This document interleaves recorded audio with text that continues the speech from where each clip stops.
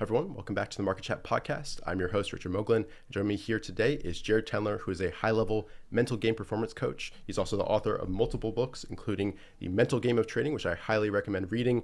And he's also worked with PGA Tour players, the pro poker scene as well, and of course, many different traders. So Jared, thank you so much for being here with me today, and welcome. Yeah, thanks, Richard. Happy to be here. Awesome. And I'm also super excited to announce that we'll be working with you over at Traderline to bring about a webinar series going through your full kind of trading psychology system. So I'm super excited for that. Yeah, looking forward to learning more about your system and helping share it as well and educate traders, because I think it's definitely a really important subject. And I know we did a previous interview over at Traderline talking a little bit about your background, so I don't want to belay the point too much. But for those of you, for those watching who haven't kind of heard about you before, could you give us a brief kind of background on yourself and your career up to this point? Yeah. So, I kind of got into this field out of necessity. I wanted to play professional golf and, was a very good kind of junior player, played in college. But when I would kind of go to try to play in some national events, like trying to qualify for the US Open, the US Amateur, I was basically just choking, no kind of way around it. And I dove into sports psychology and found that it just wasn't really kind of getting me over the hump to actually perform at the level that I knew I could under extreme pressure. Now, it helped in general, but not when it mattered most. So it was like, what the hell's the point? So I kind of forego, my professional aspirations as a player, even though I'd won 9 times, was a 3-time All-American, to kind of dive into sports psychology and the world of counseling to try to find an answer to my problem. Because I sort of reasoned if I could find an answer, that I either have a career as a golfer or I'd have a career as a coach. It turns out the latter was the option. But I'm technically a licensed therapist, never intended to practice, but, got kind of credentialed to do that, and then combined that with sports psychology to create my own program, which I started doing in 2005 with golfers. Yeah. And kind of built up a decent practice, but it was sort of tough to break into because golfers sort of say that it's a mental game, but they're not really actually willing to put in as much work. Mm-hmm. And ironically, I found a lot of people in professional poker who were willing to do the work, namely because you couldn't just go out and buy clubs, right? There weren't as many excuses in golf, right, in poker that golfers kind of used. And so, my first poker client actually used to be a professional golfer. So he kind of knew the parallels and was able to kind of explain to me what the world of high level poker was like. A couple of years after I got started in poker, I wrote The Mental Game of Poker, which is sort of my first, option to kind of create my system and put it out there. And, it was wildly successful in poker. And then ironically, traders who oftentimes play poker themselves started picking up the poker book and said, hey, look, you just changed the word poker to trading and you've got yourself a new book. And I'm not really kind of that type. I'm just going to kind of copy paste the trade, right? You're not going to copy paste a book and, just change one word. And so I spent about 8 years working with traders from 2013, got, a couple of institutional gigs where I was working with some, incredibly high level traders, as well as, kind of retail traders, individual investors. And then about 3-4 years ago, I started working on the mental game of trading and really kind of dove deeper into the research and really trying to understand the problems that traders are facing on a day-to-day basis. And at the same time, really upgrade my system. It had been 10 years since I'd kind of first systematized it in the mental game of poker. So it was sort of an upgrade in terms of content from my end, and then, really tailored to kind of the plight of everyday traders. And I would say that, what distinguishes the book from Trading in the Zone, Trading Psychology, a lot of some of the other, good trading research or trading psychology books, mm-hmm, is that those materials are, I think, provide a great advice, great perspective on kind of the right mentality for trading. Certain ways of kind of handling losing and understanding the variability that exists in the market and just mm-hmm, the luck factor, among others. And so I think there's a very, very strong awareness of the importance of trading psychology and of a lot of the topics. Where my book comes in is in trying to bridge the gap between people who are aware of this stuff and can't yet seem to solve the problems that they're facing, much like I did, as a golfer, right? And being able to kind of have a system that mirrors the systems that, you all have, in the markets is really kind of what I've provided in the book and what I provide in my coaching and what, we're going to dive deep into detail with in the webinar. Absolutely. And based on your experience working with traders, what are some of the common problems that you see surface again and again that people are going through? Because I'm sure a lot of people watching can relate to us. Everybody's gotten, they've got that perfect setup, everything looks great, and for some reason they just can't take the trade. So I'd love to hear, based on your perspective, working with all these traders, what do you see on a day-to-day basis? Yeah, I mean, it's pretty much every issue under the sun, right? I mean, you've got the issues you're describing, which, would tend to be more of a hesitation, a doubt, a fear, where you're sort of on the sidelines seeing the setup and you just kind of can't quite get yourself in. Sometimes that fear is actually real fear of losing money. Sometimes it's just fear because of, getting whacked a few times before and you're in a drawdown and struggling. Sometimes it's actually caused by some confidence issues. I'd say a big one that, for obvious reasons tends to get, kind of under recognized, which is overconfidence, right? There's a lot of overconfidence in trading, both in terms of your belief about a particular position, right? That you're certain it's going to go up. And so you hold onto a position longer and don't exit it, your defined target. And as well as just kind of overconfidence in your relative competency, right? I think one of the biggest issues early on is, right, there's no barriers to entry to trading for the most part, right? You've got cash, you can effectively play in a PGA Tour event. I mean, it's kind of what's happening, right? So, thinking that you're better than you are, thinking that you're farther along, oftentimes get reinforced by the market kind of giving you wins at times when you were, maybe a little bit sloppy, maybe a little bit, kind of outside of the parameters of your system, or even early on when you don't even know what you're doing. And, a number of traders, struggle with that afterwards. Like, you think it's like, an amazing way to start a career, right? To have, let's say to triple your account in 3 months, like you're riding high, and then, to lose it all back and then some, maybe even kind of completely liquidate that account, can be really, really devastating. So, overconfidence is a big one, and kind of the ups and downs of confidence going from that to underconfident. A lot of times traders, really sort of see their P&L, see their results as being evidence of their confidence. So when they're making money, they feel good. When they're losing money, they feel bad.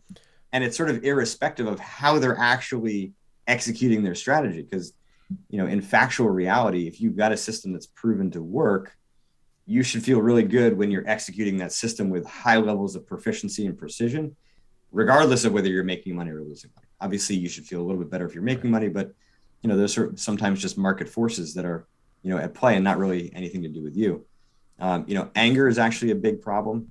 I think, coming from the world of poker, anger was just like the big obvious one. Everybody sort of saw that.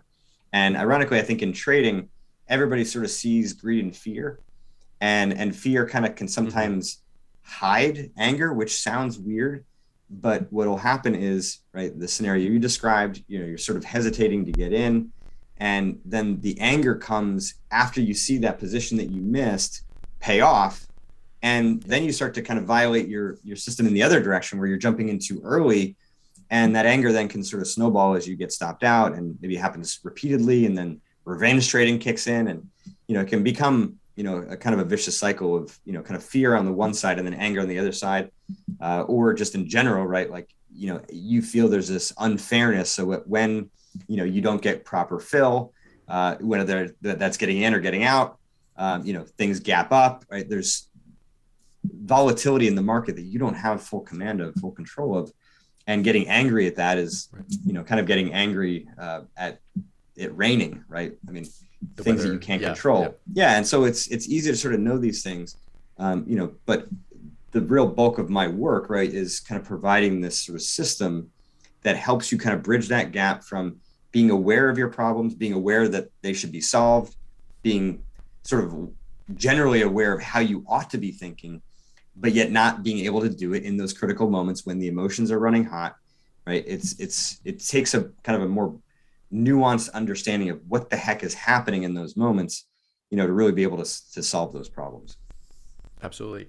And a big thing that you emphasize in this book is that emotions are not the enemy. We're almost taught, there's like a saying, we should be robotic, we should kind of ignore our emotions, push them to the side. But a lot of what you say is that, no, emotions are actually data that you should collect and analyze to try to identify, trends and how you're reacting to certain situations. So can you talk a little bit about that, and also kind of a practical way that traders can start to pay attention to the emotions they're experiencing on a day-to-day basis and how that's impacting their decision-making process.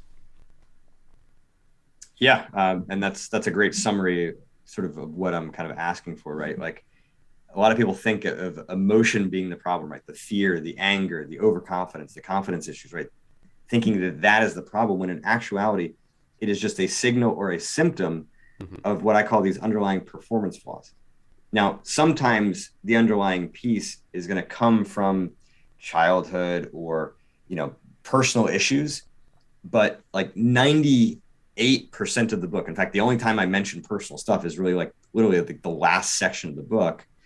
Everything else is more to do with performance, right? And so for me, as a golfer, right, I didn't realize that pressure and fear could actually be fuel for me to perform at my best. Right. And so I sort of interpreted the anxiety that was kind of pulsing through my body in these critical moments as being bad. And so that's an example of a performance flaw, right? Misinterpreting these sort of inner signals, because any PGA Tour player, really any trader at given points in time, if they're relaxed, if they're calm, right, that can be problematic. Now, I'm not saying calmness in a general sense where, you don't feel the sort of peace as you're kind of attending to the markets, where you're kind of in the zone and in the flow of what's going on. At that time, you are actually kind of full of energy, full of emotion. Right? When I say calm, I mean like calm, like hanging on the couch watching Netflix. Right? That kind of calmness is not really, going to lend itself towards high performance. So when we start to look at this, the actual cause of those emotions, right? These underlying performance flaws are really where we look. And there are many of them. In the book, I talk about 30 of them, right? So for example, the hindsight bias, confirmation bias, the illusion of control, which I've kind of alluded to before, even high expectations, which is, not one that people think about as a problem, can really damage confidence. It can be great for motivation, but it can damage confidence. It can cause fear and anger. So, those are the real problems that we're looking for. And in order to actually eliminate the emotional reactions that are causing the problems, right? So the hesitation that you described before, let's say the hesitation was a result of what we'll call a fear of losing. Okay. And so we start to kind of analyze, as I would with a client. And it turns out that they, took some really big losses earlier in their career, right? They kind of had a couple blowout accounts. Turned out that was actually related to overconfidence, but they didn't quite kind of understand that at this point. And so this sort of hesitation comes as a byproduct because they're still very negatively self-critical about themselves, about those past losses, because it's so stupid. How could I have done that? It's the third time I knew better, right? There's this sort of litany of things that they say to themselves. And so, the underlying flaw here is that self-criticism about past mistakes, rather than really kind of fully learning from them and understanding why they happened so that you could kind of pragmatically avoid them in the future. And if you did blow out an account again, it would happen for different reasons. And that's sort of the essence of learning, right? We want to be kind of failing forward in a sense where, you correct some mistakes and then, get into the next ones. But now this fear of losing right now is made worse because you feel like if you lose this, then you become one step closer to blowing out your account again. And that's not always sort of top of mind in the moment, but the underlying sort of hesitation is symptomatic or a signal of that past pain. So, I hope some of you who are listening right now can sort of feel a little bit of the complexity here in the sense that it's not obvious, right? The answer is not just have no fear, just take a deep breath, right? You know what you're doing, trust that this is right? Yes, all that is true, but you're not really understanding the actual cause of that resistance, that hesitation. And the way that I would describe this is, imagine trying to get rid of a weed, in your yard or in your garden, right? And you pull it out, but you don't get the roots out. So what you see is problematic and you're trying to correct it directly, and yet it continues to grow back because you haven't gotten to the roots of the problem. So in the short term, the processes which I sort of described will make things feel a bit more complicated, more complex. You're kind of unearthing all of this extra detail, but it's actually going to solve the freaking problem, right? And you're going to stop battling yourself in a way that's like trying to get comfortable walking with rocks in your shoes, right? I mean, eventually you want to just step out of the side and dump that stuff out so you can actually trade with the kind of freedom, the poise, the presence, the calmness and focus that you want to have. But in order to get to that point, you've got to first really kind of understand those signals that are happening at the surface, and then dig in and understand the problems. And I know you asked before about what are some practical ways with which you can do that. And so very simply, have a notepad next to you during the trading day. And as you start to recognize thoughts and emotions, actions, mistakes, changes in your perception of what's happening in the market, write them down, right? All of that stuff is sort of part of the data that you want to be collecting and will help you to understand what is in, kind of below the surface, right? And kind of beginning to extract that. But, if a client were to come to me and say, hey, I'm struggling with some fear, my first questions would be all of the data, right, that I was just describing you gathering. Otherwise, I can't do my job. I need that data to help you kind of problem solve and work through, to understand the underlying flaw. So for you yourself, right, you start gathering that data day after day, and you will start to see patterns. Mm-hmm. You will start to see the signals of the problems before they even happen, right? I mean, there's nothing worse than recognizing a great trade opportunity after the fact, right? You went to the bathroom, you come back and you're like, damn it, wish I was sitting here, right? Now, there's nothing worse when you're actually sitting there and have the fear and hesitation to not be able to kind of pull the trigger and get in. What I'm describing from a mental game standpoint is, what if you can identify the signals that occur before the fear would even cause you to hesitate, right? Now you have an ability to impact your mental game, impact your mind and your emotions, right, before the problem would even occur. And that is there's just a ton of power in that, because now you can have a chance of correcting the mistakes that are, kind of the most frustrating and certainly the most costly. Yeah, absolutely. And I think that makes perfect sense. And one thing I wanted to cover today is your inchworm concept that you describe in your book, because I think it really is a great way of putting things in perspective and like talking about, your different strengths and weaknesses as a trader. So could you talk a little bit about what the inchworm concept is and how to use it as a trader? Sure. Yeah. So the inchworm is actually based on a caterpillar called an inchworm.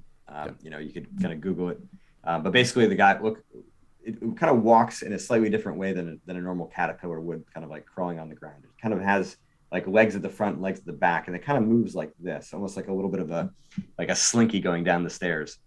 And so if you can sort of think about that movement as being representative of your best getting better and your worst getting better, that way of progressing is sort of different than how a lot of traders think about it, right? You sort of think about, improving your best as being the antidote to getting your worst better, right? Mm-hmm. All of these mistakes that we're sort of describing now, whether it be fear or anger, et cetera, there's sort of this assumption, well, if I just learn more, if I become more proficient at, doing my market analysis and, getting better at reading charts or these particular indicators that I'm using, that if I get better at that stuff, improving that kind of A game proficiency, that is going to solve my C game mistakes.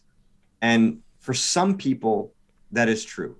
But the vast majority with which I've kind of worked with, it's not true, because the thing that's kind of holding you back, holding the back end of that inchworm, is like what I was describing before, right? There's these deeper performance flaws, whether they be old, whether they be misperceptions like mine, whether they be, high expectations or illusion of control.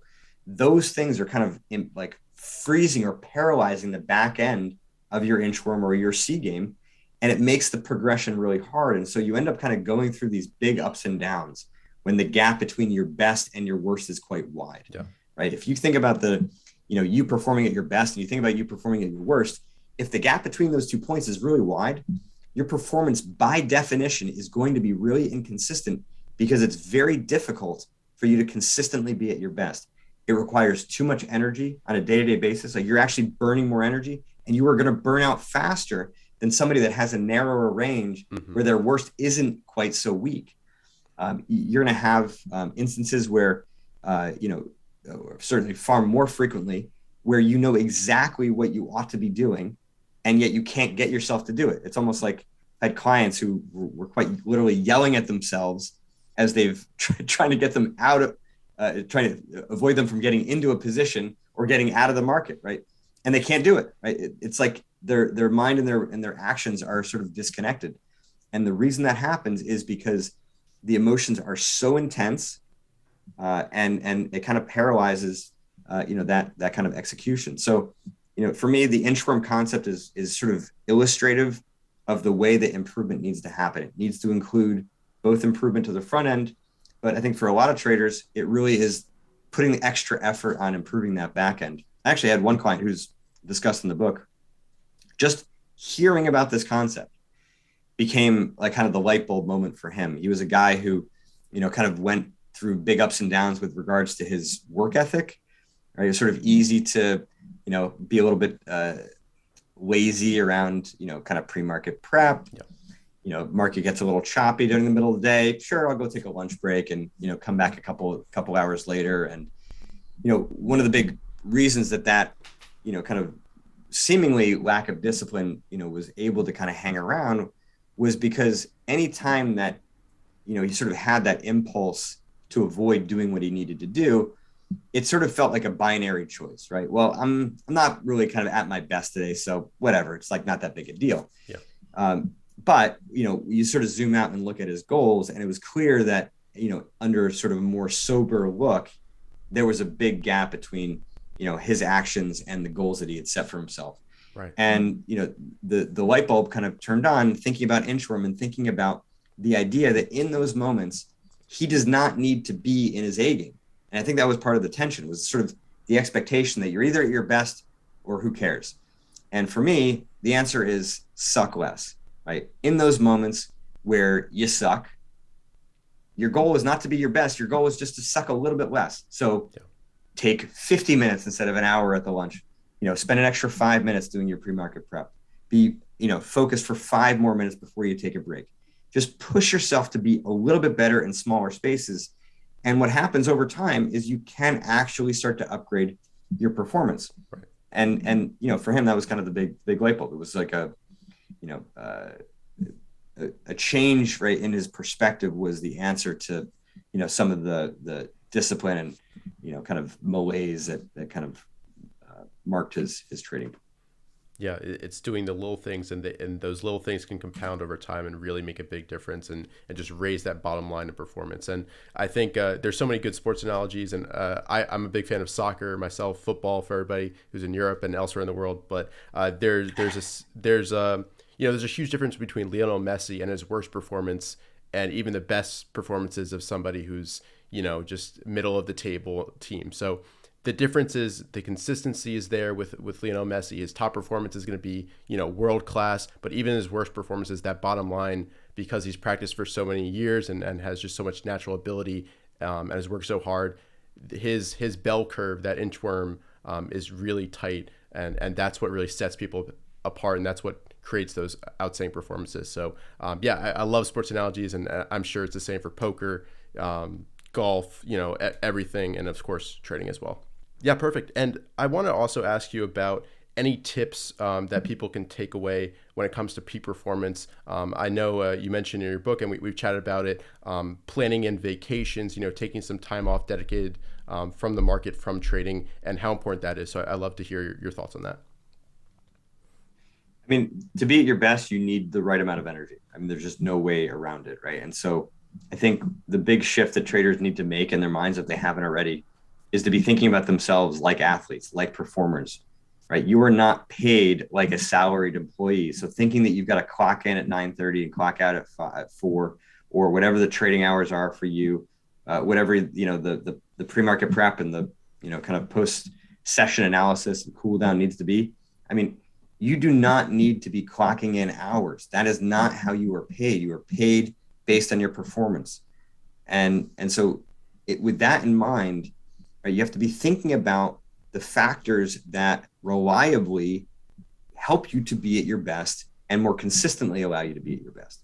So yeah, if you're talking about, energy, I mean, preserving it is, a big one. And so for me, that means being more efficient in your routines, right? I mean, I'm not saying that you've got to think about the exact same things every day, right? But you want to have a consistent structure because it actually helps you to become more energy efficient. Mm-hmm.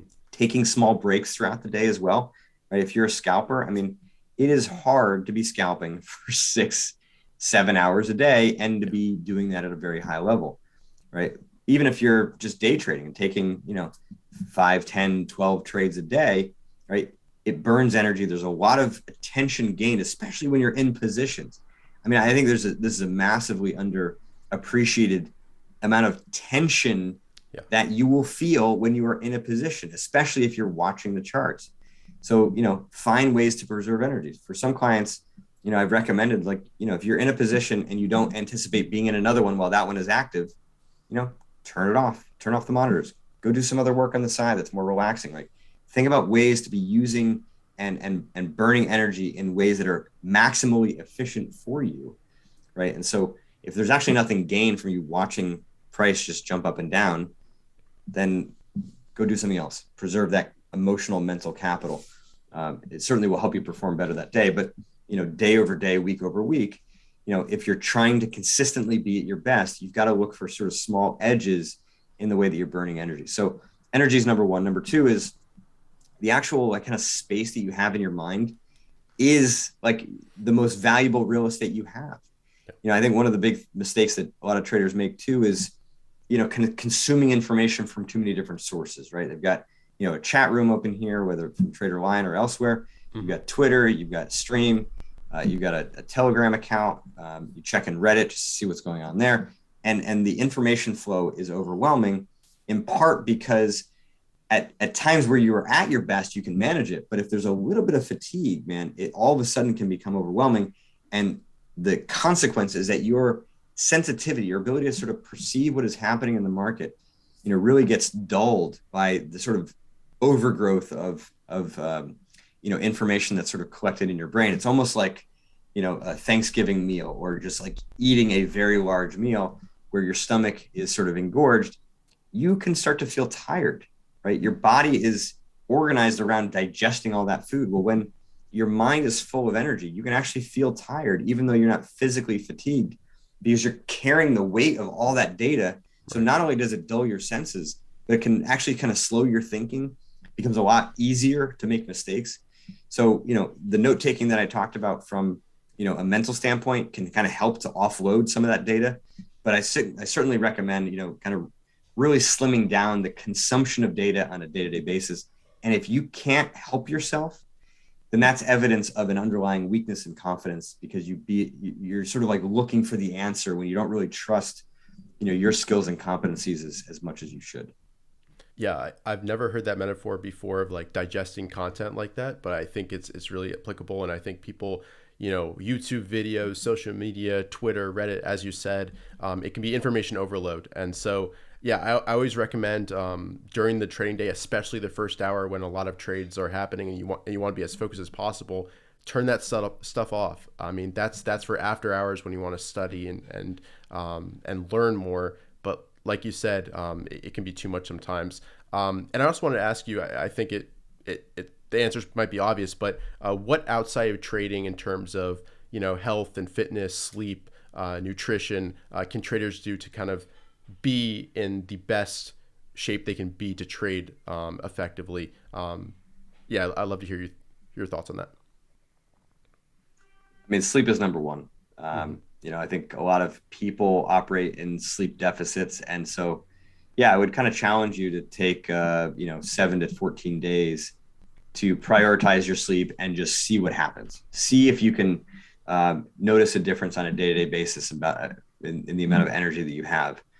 Now, one of the problems that people have in getting proper sleep is that their mind is still active, especially, if you've had active trading days and there's a lot on your mind, or there's a lot on your mind about what's kind of happening tomorrow, right? There's, especially with today's news, there's a lot of action going on. Right.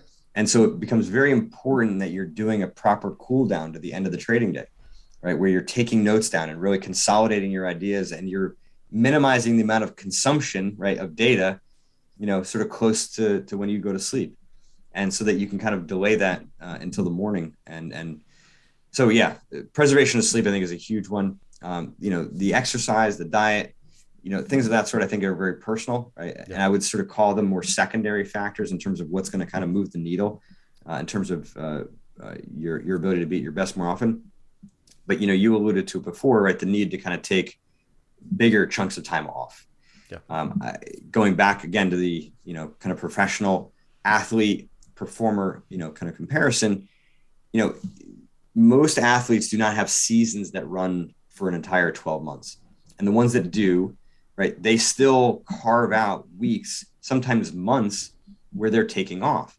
And I'm not suggesting that, as a trader, you need to take a month off from trading, although, if that was part of your cycle, right, I certainly would get on board with it. But I think at a minimum, consider taking a week off a quarter. Look for instances where your trading style tends to be, maybe the where the action tends to be the quietest, or if it's, not necessarily, the quietest and a consistent basis, be looking for when a change in market regime signals that your style is not necessarily opportune, and then bam, right, you're out and you take a week off or take 2 weeks off and just go enjoy. Or maybe it's like, you go travel and you're able to kind of attend to the markets, you bring your laptop with you, and you can kind of wake up and a nice place and spend a half hour just looking at see what's going on. If there's nothing, then you're out for the day and you're kind of enjoying yourself. Right. I think that the need to do that on a regular basis and the need to kind of prepare and plan that in advance is really important. People can almost like reduce fatigue knowing when the break is going to come. Mm-hmm. The Navy SEALs in their, the Hell Week, the training that they go through, sometimes they'll send people on a run and they just tell them to run in that direction. They don't tell them for how long, and they don't tell them for how long they're actually running for, or like what distance they're going to cover. They know nothing other than just run. And the tension that is connected to that. They don't know if they should run fast. They don't know how much they should be, kind of pacing themselves. It's very, very kind of damaging. So if you don't have some definition as to when you're going to get a break, even if it's 6 months from now, your mind is under greater stress, just not knowing when that break is going to come. So I think having, kind of predetermined breaks is really key. Taking a day off a week once in a while. Again, I mean, if there's times where the market is quieter, if you're somebody who's trading all day, like what is the harm in just having, a Friday or a Thursday be, okay, I'm going to trade for an hour and then I'm going to go do something else for the rest of the day. I mean, building in those breaks to kind of reset is really important. And for a lot of traders, they struggle to do that in part because they don't know what the hell to do. Mm-hmm. So, on the flip side, it's, you need to have some hobbies that you enjoy doing, other things that you can find enjoyable, places you want to go, people you want to hang out with. So being prepared helps you to actually take the time off easier, to look forward to it. And it actually is not a cost, right? It's not reducing the amount that you're earning. It ought to be additive, right? And feed into that kind of top level performance, right? The Michael Jordans of the world, the Tiger Woods of the world, the Rafa Nadals of the world, or the Lionel Messi's of the world, they know how much they get paid for the time that they're training, right? Their ability to perform when it matters is entirely dependent on how well they prepared themselves. So as a trader, right, yes, there is a limit to how much time you take off before it starts to cost you because the opportunity is reduced. But then there's a cost on the other side where you're burning too much mental and emotional capital to actually properly be able to capitalize on what's there. And not only does it reduce your profitability in the near term, it reduces your profitability in the long term. Yeah, I think that's a great point. And going back to, maybe your break comes when, we enter correction for all the position traders, swing traders out there, and there are no setups. Instead of, increasing aggravation and trading setups on a short-term time frame that you're not used to, which is going to stretch yourself, stretch your abilities. It's harder than trading what's right for you.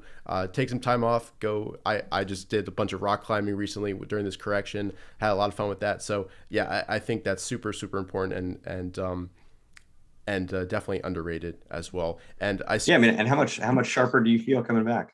Yeah, For sure. I definitely feel sharp. I mean, once the opportunities actually start coming, I feel like I'm rested and just more ready to take advantage of them for sure. Um, and Jared, I want to ask you, since you've got Einstein peeking over your right shoulder there, I want to ask you kind of what's your favorite concept or quote from Einstein that you think applies well to trading or trading psychology, any of that? Yeah, so you may not be able to see it, but that picture actually has 10 of my favorite Einstein quotes in it. Yeah. So the one at the top is definitely my favorite, which is you don't really understand something until you can explain it to your grandmother. I think the ability to take complicated material and distill it down into very simple ideas is, been my motivation for my entire career. I think, in the short term, yes, things may feel more complicated, but if I've done my job well, right, even those complicated ideas, will make sense. And that doesn't mean that it's going to be easy right now. If you're going to kind of take it and run with it, right, it's going to take work, right? If I am a personal trainer sending you to the gym, right, like if it's easy to lift these weights, you're not gaining anything, right? So if the process of improving your mental game is easy, you're probably doing it wrong. It's going to take some effort and work, but it shouldn't be overwhelming. It shouldn't be insurmountable. And I think that's where my job comes in, to make it doable, like a good trainer who's kind of adding the right amount of weight so that you can progressively improve, in a much more, kind of pragmatic and systematic way, rather than feeling like, oh yeah, these ideas are too easy, right? Just read Trading in the Zone. It's like, oh, I got it. It's like, no, great ideas, but how do you actually kind of integrate that into your day-to-day? Well, okay, let's not make it overwhelming and too complicated. Let's, give you a roadmap, to be able to kind of systematically work through this, understand kind of why some step backs happen. Right? I think one of the things about Inchworm that I really like is that, because we're talking about progress being about these steps forward from the front and steps forward from the back, a lot of times it might feel like you take a step backwards in your proficiency as a trader. And from the Inchworm perspective, it's actually impossible to take a step backward from the back. It's just not how it works. So any step backward you take in the near term is just movement within your range. Right. And so the more that you can kind of embrace and accept your current weaknesses, right, your current C game as it is, the easier it becomes to actually progress it, because you're not fighting against yourself. I think people, not just traders, often use the term self-sabotage, right? They see these big mistakes where, the revenge trading kind of takes over, and it was kind of coming after a time where you just had a huge, influx of cash from, your P&L rises as you're making a lot of money. And that feels like you're sabotaging that as, you continue to kind of press the lever and, get overextended, over leveraged, and, kind of cost you. And then of course, in that downward spiral, you're revenge trading your way down, and, you kind of blow everything you made in those prior 3 months. It feels like self-sabotage, but self-sabotage implies a level of control. You're not actively controlling this, right? You're just succumbing to your current weaknesses. Yeah. So the more you can embrace the reality of them, the easier it becomes to suck less, the easier it becomes to make that progress. So you're not actually taking steps backwards. Sometimes you're taking steps backwards to understand what the heck is back there. And so again, take notes down, be very pragmatic about whatever you discover, because whatever you find, is going to be helpful in kind of making, your progress happen over the near term. I love that. It's impossible to take a step back. It's just a learning experience at any potential mistakes you make. And going back to explaining things clearly, I think you do a great job of that in your book. And I'd love to throw it over to you as well to just kind of talk about, the webinar series that we have planned and what you hope to pass on to people who are taking that class and to all the students there. Yeah, I'm excited about it. I mean, I'm working on it today, actually. And I think the webinar series is going to bring to life concepts from the book in a way that feels more like my one-on-one coaching. So we kind of got like the book on one side, which is, you buy it, it's all on you. Then we've got my one-on-one coaching, which is, right, it's not all on me, but it's sort of an interaction where, you and I can kind of get together and, work together, in a very kind of pragmatic way. The webinar series is really kind of combining the best of those. And I think really almost maybe in some respects better than one-on-one coaching can be. I'm going to talk about, concepts that are not discussed in the books. I'm going to bring to life with a lot more case studies and examples, kind of how to actually walk through a lot of the tools that I talk about in the book. So you can both kind of learn from others and actually have an opportunity to participate in the webinar series and have your examples be there. I think that's a big part of it. The topics that I'm going to discuss and the frequency with which we're going to discuss them. So it's going to be 2-hour webinars over the course of 8 weeks, excuse me, Yeah. is sort of a similar time period that clients kind of move through. I tend to work with somebody, for about 4 sessions over 2 to 3 months. So, here we are, 5 sessions, in that time frame. So it's going to hold you accountable to getting the work done, right? There's going to be homework that you've got to do between those webinars. This is not just, show up unprepared. Yeah. Through osmosis, you're going to learn. No, we are in the trenches working together, all of us collectively, for those 8 weeks. And by the end, right, you are going to have a roadmap for either continuing to make progress that you've already made, or making sure that you're going to know what you need to do to continue that, as well as, things to keep an eye out for, right? The sort of troubleshooting future problems, so that you're, continually aware of, the overall system. I think that the way that I would describe it, people haven't picked up the book, right? The system is very much like the engine to your operations, right? There's moving parts. And once you understand how these parts move, it very much becomes like, learning how to fish, rather than, me just giving you fish, right? So the whole workshop webinar series is a kind of a collective experience, as you're, really getting the tools and the processes and the theories and the understandings and the work that is going to kind of form the foundation of your improvement for, I think, the entirety of your trading career. Yeah, 100%. And I'm really looking forward to it. I picked up a lot of things just chatting with you, playing things out. So yeah, I think it's going to be a great learning experience for everybody. And I think the mental game is something that, like you said, people are aware of, but many people haven't implemented a full system to address the problems that can really unlock their performance. So once again, the link will be down below in the description if you're interested. Definitely recommend it, as well as Jared's book, of course, that'll be linked down below as well. And Jared, for anybody who wants to learn more about you outside of your book, where can people connect with you? Is Twitter a good way? I'll have that link down below as well. Yeah, Twitter, at Jared Tendler, and certainly my website, jaredtendler.com. I've got a bunch of free resources there as well, kind of worksheets that will kind of go along with the book, as well as a free intuition ebook, which is sort of a companion piece to the mental game of trading. It was one of those sort of topics that just didn't have a good fit, right, in the book, and I didn't want it to kind of end up on the cutting room floor. So yeah, it's there as well. Perfect. Well, Jared, thank you again for taking the time to speak with me today. And for everybody watching, I hope you enjoyed. If you did, please go ahead and leave a like down below and subscribe if you're new to the channel. And we'll see you guys in future videos. Thanks.